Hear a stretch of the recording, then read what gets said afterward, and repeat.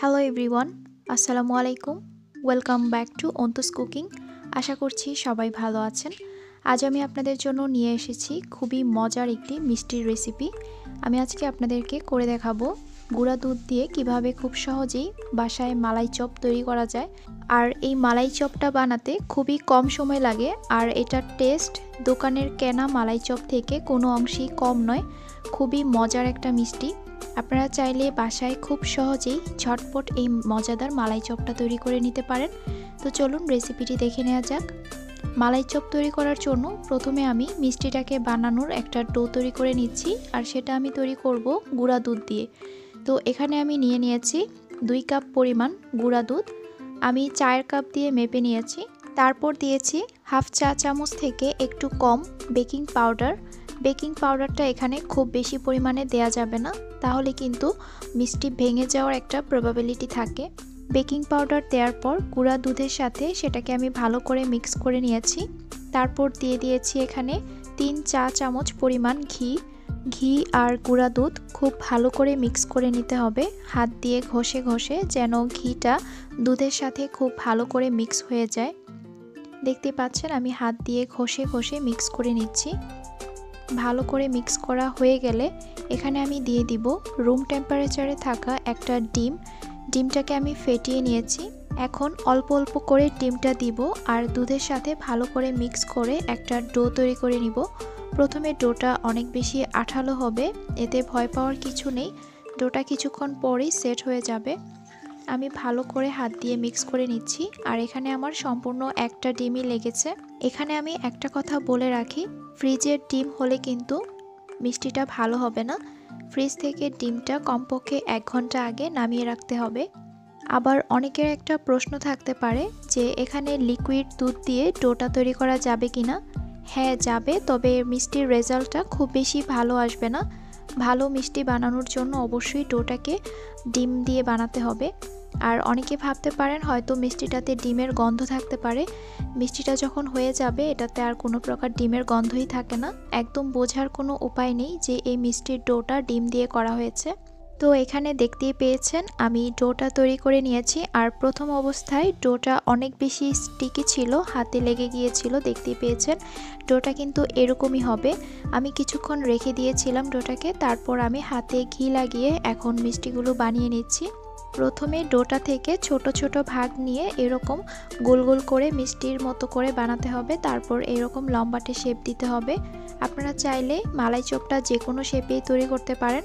তো আমি লম্বাটে করে তৈরি করছি, এতে দেখতে অনেক সুন্দর লাগে। আর খুব ভালো করে স্মুথ করে মিষ্টিটা বানাতে হবে, যেন মিষ্টির গায়ে কোনো ফাটল না থাকে, তাহলে কিন্তু দুধে দেওয়ার পর মিষ্টিটা আবার ভেঙে যেতে পারে।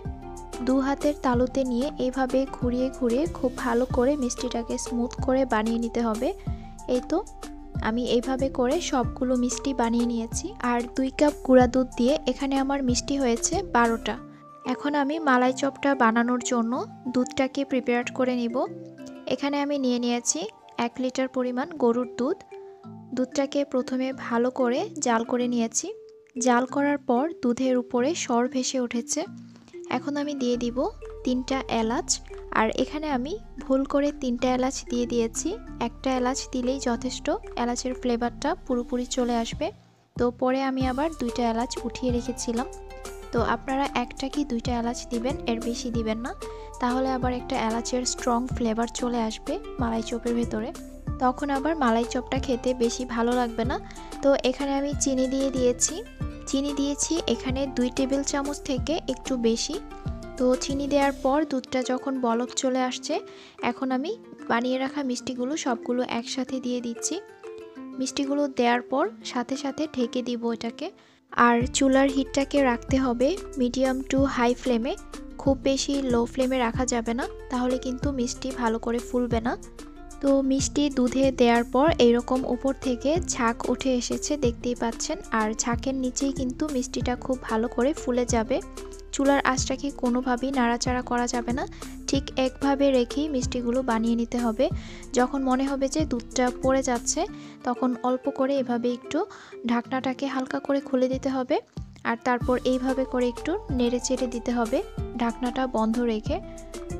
দেখতে পাচ্ছেন মিষ্টিগুলো এক একটা ফুলে ডাবল হয়ে গিয়েছে। আর এই মিষ্টিগুলো হতে কিন্তু সময় অনেক কম লাগে। অলরেডি আমার মিষ্টিগুলো হয়ে গিয়েছে। আর মিষ্টিগুলো হয়ে যাওয়ার পরে কিন্তু আমি ঢাকনাটা খুলে নিয়েছি। আর এর মধ্যে কিন্তু মিষ্টি কোনোভাবেই নাড়াচাড়া করা যাবে না, জাস্ট প্যানের হাতলটা ধরে একটু নাড়িয়ে দিতে হবে। এখন আমি সবগুলো মিষ্টি দুধ থেকে তুলে নিব। আর তারপর বাকি দুধটা দিয়ে আমি মালাই চপের মালাইটাকে তৈরি করে নিব। তো আমি এখন একটা একটা করে মিষ্টিগুলো এভাবে করে তুলে নিচ্ছি। মিষ্টিগুলো কিন্তু খুবই সফট হয়েছে, একদম তুলোর মতো নরম। এই তো আমি সবগুলো মিষ্টি একটা সার্ভিং ডিশে তুলে নিয়েছি। এখন মালাইটা তৈরি করার জন্য বাকি যে দুধটা ছিল ওইটা থেকে একটুখানি দুধ তুলে নিয়ে হালকা একটু ঠান্ডা করে এর মধ্যে দিয়ে দিয়েছি 3 টেবিল চামচ পরিমাণ গুঁড়া দুধ। দুধটাকে হালকা একটু ঠান্ডা করে নিয়েছি, কারণ হচ্ছে খুব বেশি গরম দুধের মধ্যে যখন গুঁড়া দুধটা দেয়া হবে সেটা জমাট বেঁধে যাবে। তো সেজন্য দুধটাকে হালকা একটু ঠান্ডা করে তারপর গুঁড়া দুধটা মিক্স করে নিয়েছি। তো এখন আমি মালাইটা তৈরি করে নিব। চুলার আঁচটাকে মিডিয়াম হাই হিটে রেখে মালাইটা তৈরি করতে হবে, আর অনবরত নাড়াচাড়ার উপরেই রাখতে হবে, তা না হলে কিন্তু নিচ থেকে দুধটা পুড়ে যাবে। দেখতেই পাচ্ছেন আস্তে আস্তে করে মালাইটা ঘন হয়ে যাচ্ছে। আর এটাকে অনেক বেশি ঘন করে চুলা থেকে নামানো যাবে না, কারণ এটা ঠান্ডা হওয়ার পর আরও বেশি ঘন হয়ে যাবে। তাই হালকা একটু ঘন হয়ে আসার পরই মালাইটাকে নামিয়ে নিতে হবে। এই তো আমার মালাইটা রেডি হয়ে গিয়েছে। এখন মালাইটাকে মিষ্টির উপরে দিয়ে দিচ্ছি। আর এই মালাই চপটা যখন মালাইয়ের মধ্যে ভিজিয়ে রাখা হয় এটা আরও ফুলে ওঠে। তো আমি উপর থেকে একটু বাদাম কুচি দিয়ে সাজিয়ে নিয়েছি। এই তো এটা হচ্ছে আমার মালাই চপের ফাইনাল লুক। তো দেখতেই পেলেন খুব সহজেই তৈরি হয়ে গেল খুবই মজাদার মালাই চপ মিষ্টি।